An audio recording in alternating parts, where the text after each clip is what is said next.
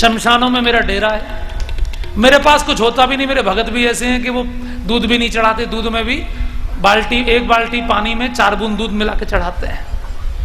कोई धतूरा चढ़ाया जाता है, कोई भांग चढ़ाया जाता है, भगवान को तो अर्पण करने की चीजें नहीं है। और मेरे पास कुछ होता नहीं, तो फिर मैं कहां से लाऊंगा भैया 56 भोग, कहां से लाऊंगा बढ़िया पोशाक?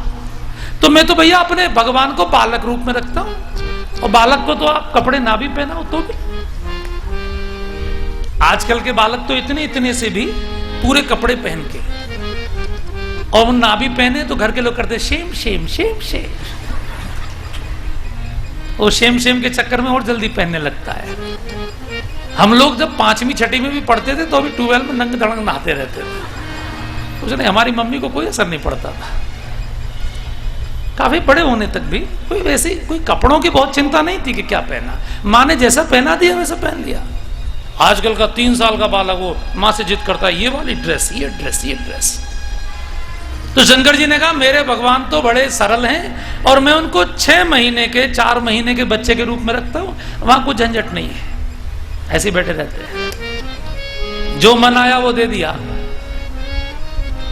बड़ा आदमी तो नाराज हो जाए तो मनाना मुश्किल, छोटे बालक को तो चुटकी में मना लो, टॉफी दो तुरंत मान जाए।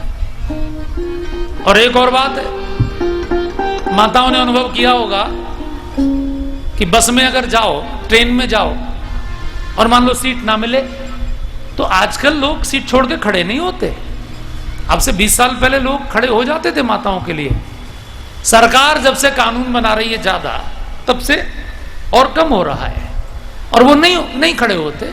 लेकिन आज भी अगर किसी मैया की गोदी में छोटा बालक हो जो नीचे खड़ा नहीं हो सकता, उस छोटे बालक को लेकर अगर वो चढ़ेगी, तो आज भी बस में 2-4 सवारी जरूर ऐसी होती हैं जो खड़े हो जाते हैं, बहन जी आपकी गोद में बच्चा है, आप बैठ जाइए। तो सीट किसके कारण मिली? बच्चे के कारण। तो गोद में अगर छोटा बच्चा, बस और ट्रेन की सीट पक्की, और गोद में अगर परमात्मा ही बाल रूप में आ जाए तो परलोक की सीट पक्की।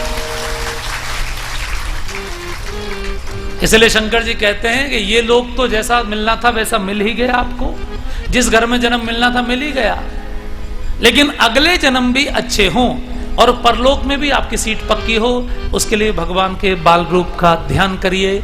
और देखिए शंकर जी के माध्यम से हम सबको भगवान के बाल रूप का दर्शन होने वाला है। बहुत भाव के साथ अयोध्या के राजमहल में चलिए, और भगवान के जो लड्डू गोपाल जी आपके यहाँ हैं, उनको निश्चित रूप से अगर आप बालक मान के ही ध्यान करेंगे तो आपको भक्ति मिलेगी। हमारे बहुत बड़े संत